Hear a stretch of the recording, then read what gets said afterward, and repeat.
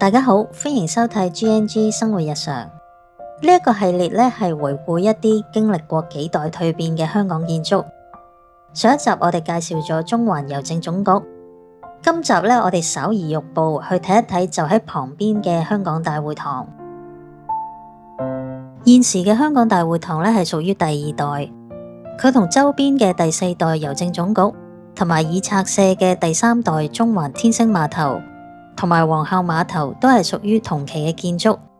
但係當中咧只有香港大會堂能夠喺2009年被列入一級歷史建築，並且喺佢60大壽嘅嗰一年成功升格為香港法定古蹟。佢同期嘅愛丁堡建築群都已經消失，剩翻嘅係第四代郵政總局，但係亦都計劃喺2027年嘅年尾會被拆卸。究竟點解大會堂能夠坐穩呢一個特殊地位，成為最年輕嘅法定古蹟呢？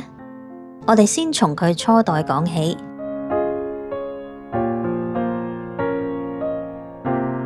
舊香港大會堂係喺1869年11月2號落成開幕，當年仲出咗紀念幣，仍然都係維多利亞女王時期。佢嘅位置呢，有一半係喺現時嘅匯豐總行，另一半就落喺現時嘅舊中銀大廈。途中架起棚架嘅位置就係興建緊當時嘅高等法院，即係而家嘅終審法院大樓。原來呢，當時興建嘅費用呢，並唔係嚟自政府㗎，而係靠民間眾籌、戲劇義演同埋發行股票嚟籌集。其中大股東呢，有怡和洋行嘅大班羅拔渣甸。舊大會堂咧係由法國建築師艾米特設計，係一座2層高嘅仿巴洛克建築，有歐洲傳統嘅柱廊同埋拱門。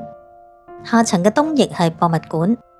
中間係公共圖書館同埋休息室，西翼就係劇院，而上層咧就係2個大禮堂，包括係聖佐治廳同埋安東尼廳。屋頂有一個英國皇家徽章。左邊係一隻獅子，右邊係獨角獸，曾經鬧出一個金馬成精嘅傳說。相傳呢，市民喺半夜聽到馬叫聲，見到一隻金色好似馬咁嘅巨獸喺海濱嗰度飲水，兩眼好似鑽石一樣，然後飛奔去舊大會堂門前就消失咗啦。於是就請法師作法封印呢一個巨獸，然後就再聽唔到馬叫聲啦。正門外有一個天地洋行贊助嘅噴水池，底部有4隻石獅子，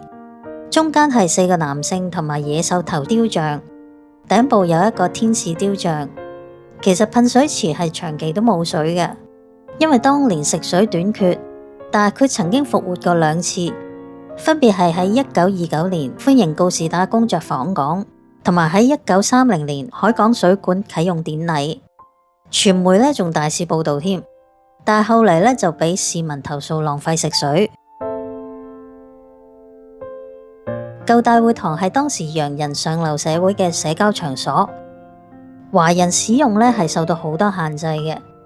例如只能夠喺指定嘅時段進入公共圖書館。原因咧係大會堂嘅建築資金主要都係嚟自英商，就算喺1879年，當時嘅港督軒尼詩建議放寬，一直以嚟大會堂委員會都拒絕執行。營運咗64年之後呢，大會堂已經日久失修啦。於是喺1933年，政府決定將舊大會堂嘅地皮賣俾匯豐。最後舊大會堂就喺1947年被拆卸，原址就興建咗第3代嘅匯豐總行。途中就見到匯豐總行已經屹立咗喺已拆卸主樓嘅地皮上面，只剩低舊大會堂嘅東北翼，但係呢一個部分呢，後嚟都喺1950年拆卸，興建咗舊中銀大廈。第2代嘅香港大會堂呢，係位於中環嘅填海地皮上面，就係愛丁堡廣場，喺1962年嘅3月2號開幕，係香港第一座公共文娛中心。由香港大學建築系嘅教授 Gordon Brown 統籌，以及當時公務司署嘅英國建築師 Ron Phillips 同埋 Alan Fitch 聯合設計，採用咗現代主義嘅建築風格，主張功能先決，以簡潔嘅外觀、利落嘅線條為主調。大會堂建築群係由低座、高座同埋一個紀念花園組成，三者係由有蓋嘅行人步道連接，形成一個環狀嘅建築。高座係連接行人步道嘅上層平台，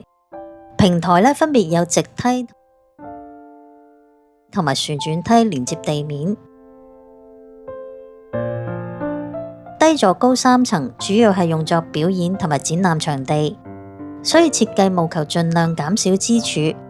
大部分嘅位置都係密封嘅，唯獨是向海嘅立面以落地玻璃鋪砌，而低座外嘅柱廊被設計成室內空間嘅伸延。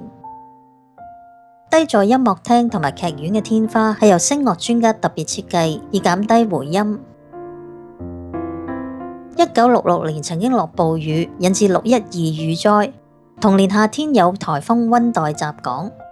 都令到大會堂低座內部水浸。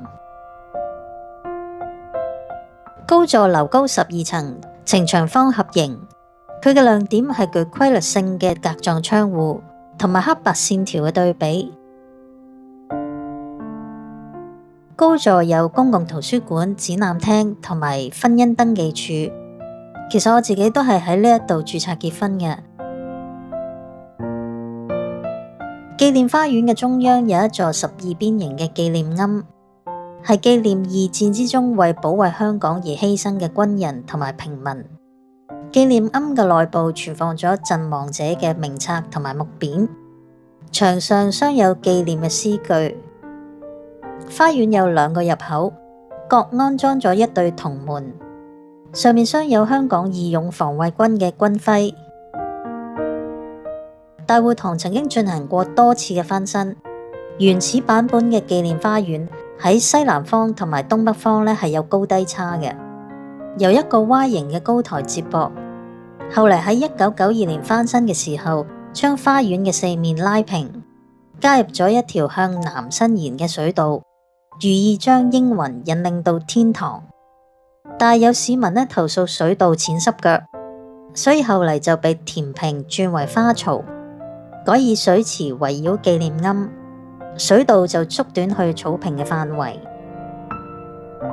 另外亦都修改咗近高座平台至到地面嘅樓梯，改為由婚姻登記處接駁到平台，再到地面。值得一提嘅係外牆嘅徽章，喺香港主權移交之前，大會堂低座外牆掛嘅係殖民時期嘅香港徽號。喺1997年7月回歸之後，香港大會堂就交由市政局管理，於是徽章就被換成市政局嘅洋紫荊圖案。到咗2000年市政局遭殺局之後，嗰個位置就一直懸空至今啦。相信大會堂能夠成為法定古蹟，背後文化歷史底蘊嘅考量應該遠超於佢嘅年紀同埋表面嘅建築特色。畢竟佢承載咗好多人表演同埋結婚嘅回憶之外，亦都曾經係香港好多盛事同埋慶典嘅場地。我覺得中環郵政總局嘅建築佢嘅美感係並不輸蝕大會堂嘅，只不過郵局係比較年輕同埋用途比較單一。但係鑒於同時期嘅現代建築已經所餘無幾啦，都希望有關當局能夠再深思熟慮。關於大會堂嘅介紹就到呢度啦。